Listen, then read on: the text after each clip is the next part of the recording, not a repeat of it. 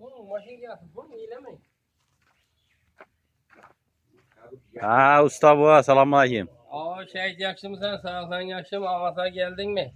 Yine somke başladın mı? Günde somke karar ettin. Esselamu aleyküm hürmetli abonatçılar.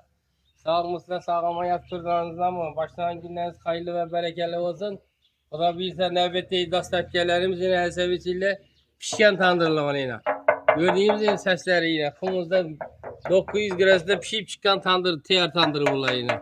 Birinci kola adamımız böyle. Bir malal, mozaike tandır, pişken tandır, kan tandır, gerek olsa zakazata öğretsin yine.